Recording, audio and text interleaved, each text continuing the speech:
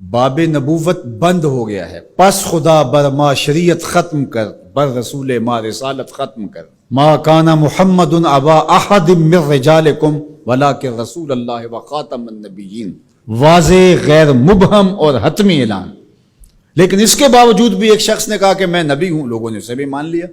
نبی کا آنا ممکن نہیں ہے، لیکن پھر بھی اگر کسی نے ادعا کیا تو لوگوں نے اس کو تسلیم کر لیا۔ اور ولی کا آنا تو ممکن ہے، تو اب کوئی شخص ادعائے ولایت کرتا ہے تو اس کو اگر لوگ مان لیں تو اس پر کیا تعجب ہے؟ تو یہ بات طے شدہ ہے کہ جس چیز کی ڈیمانڈ ہوتی ہے مارکیٹ میں 2 نمبر اسی کا آتا ہے۔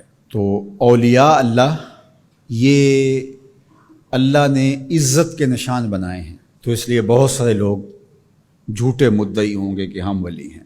ولی کی جو حقیقی علامتیں ہیں وہ تقوی ہے، ایمان کی وہ اعلیٰ ترین منزل ہے جو اس کو نصیب ہوتی ہے، جو باقی لوگوں کا وہ مقسوم نہیں ہے۔ تو اب یہ تو منزل حاصل نہیں ہو پائے گی ان کو۔ اب ولی کی ایک ظاہری علامت جو بادی النظر میں ہے وہ کرامت ہے۔ اب کرامت کا ظہور بھی 2 نمبر لوگوں سے نہیں ہو سکتا، لیکن کوئی جھوٹی بات منسوب تو کر سکتے ہیں اپنے ساتھ، یا کوئی مکر، کوئی فن، اس کو کرامت تو قرار دے سکتے ہیں دجل، فریب اور دھوکے کے ذریعے سے، اور ایسا ہوتا ہے۔ تو اگر 2 نمبر اولیاء پائے جائیں اور ہم پہچان بھی جائیں یہ 2 نمبر ہیں، یا کسی کی جھوٹی کرامت کو سنیں، تو اس کا یہ مطلب ہوگا کہ ہم اولیاء کا انکار کر دیں۔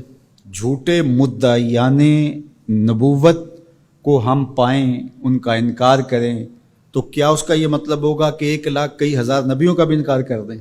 کوئی جھوٹا مدعی نبوت جھوٹے معجزات پھیلا دے اپنے، ان جھوٹے معجزات کا ہم انکار کریں، تو کیا اس بہانے ہم سچے نبیوں کے معجزات کا بھی انکار کر دیں؟ یہ تو دانش مندی ہی نہیں ہے۔ اس طرح 2 نمبر لوگوں کے گھڑے ہوئے کلام کو، گڑی ہوئی باتوں کو، ان کے دجل و فریب کو، ان کی تلبیسات کو، ان کی دسیسہ کاریوں کو، ان کے مکر کو، ان کے متبعین کی گڑی ہوئی چیزوں کو، ان کے حفوات کو ہم کیا کرامت قرار دے دیں؟ ہم کہتے ہیں نہیں، بالکل نہیں ہے۔ تو کیا اس کا یہ مطلب ہے، اس کا یہ مفہوم ہے کہ جو اللہ کے ولی ہیں ان کے حقیقی کرامات کا انکار کر دیا جائے؟ جب علم سطحی ہوگا تو ایسا ہوگا۔ 2 نمبر لوگوں کی حفوات کو آپ ضرور اس کی تردید کریں۔ بزرگوں کی کتابوں کے اندر بعد میں آنے والوں نے کچھ چیزیں مندرج کر دیں۔ جب اللہ کے رسول سے لوگوں نے حدیثیں منسوب کر دیں تو کسی بزرگ کے ساتھ کرامت کیوں نہیں منسوب کی جائے گی؟ یہ ہو سکتا ہے، اس کو آپ الگ کیجئے، فن کے اعتبار سے الگ کیجئے، جس طرح محدثین نے کیا، انہوں نے چھانٹی کی، موضوع اور صحیح کو الگ الگ کیا۔ یہ تو نہیں ہے کہ ایک موضوع حدیث آ گئی تو پورے ذخیرہ حدیث کا انکار کر دیا، ایسا تو نہیں کیا۔ بہار کے راہ گلی میں راہ مسوس، اگر کمبل میں پسو پڑ جائیں تو کمبل جلانا چاہیے یا جھاڑ کے پسو نکالنے چاہیے؟ دانش مندی تو یہی ہے کہ اس کمبل سے پسوؤں کو نکال کر کے اس کمبل کو صاف کیا جائے، نہ یہ ہے کہ کمبل ہی جلا دیا جائے۔ لوگوں نے دین ہی جلا دیا۔ اور میں آپ کو ایک کہانی قرآن سے سناؤں۔ واقعہ اس طرح ہوا کہ حضرت سلیمان علیہ السلام کو آ کے ہدہد نے بتایا کہ ملک سبا میں ایک خاتون ہے جو لوگوں پر حکمرانی کر رہی ہے، اور اس کے پاس بہت بڑا تخت ہے۔ اس تخت کی چوڑائی اور لمبائی علماء تفسیر نے لکھا کہ 60 ہاتھ چوڑا تھا اور 80 ہاتھ لمبا تھا۔ حضرت سلیمان علیہ السلام نے اس کو خط لکھا ملکہ بلقیس کو کہ تم میرے پاس حاضر ہو جاؤ، ورنہ جو ہے وہ میرے ساتھ جنگ کرنے کے لیے تیار ہو جاؤ۔ اس نے تحفے اور انعام و اکرام لے کر کے حاضر ہونے کا فیصلہ کیا۔ جب وہ بہت قریب آ گئی تو آپ کی مجلس لگی تھی حضرت سلیمان کی، تو آپ نے اپنے لوگوں کو کہا کہ وہ جس تخت پہ ناز کرتی ہے تو کوئی ہے اس کے آنے سے پہلے لے آئے، اور وہ بالکل قریب آ چکی تھی۔ تو ایک جن اٹھا، اس نے کہا حضرت یہ خدمت میرے ذمہ لگائیے۔ قال عفریت من الجن، وہ بڑا قوی ہیکل، بڑا طاقتور، بڑی توانائی رکھنے والا، اس نے کہا کہ حضرت یہ ذمہ داری میری رہی، کب تک لے کے آؤ گے؟ کہا مجلس برخاست ہونے سے پہلے لے آؤں گا۔ صبح کو مجلس لگتی تھی، دوپہر کے وقت برخاست ہو جاتی تھی، تو اس نے کہا مطلب میں دوپہر تک لے آؤں گا۔ اللہ اکبر! 1 مہینہ جاتے ہوئے لگتا تھا، 1 مہینہ آتے ہوئے لگتا تھا۔ ڈبیا بھی ہو اور جیب میں ڈال کے لے آنی ہو پھر بھی 2 ماہ چاہیے. اور وہاں پہروں کے اندر مکفل تھا. بڑی بات تھی نا.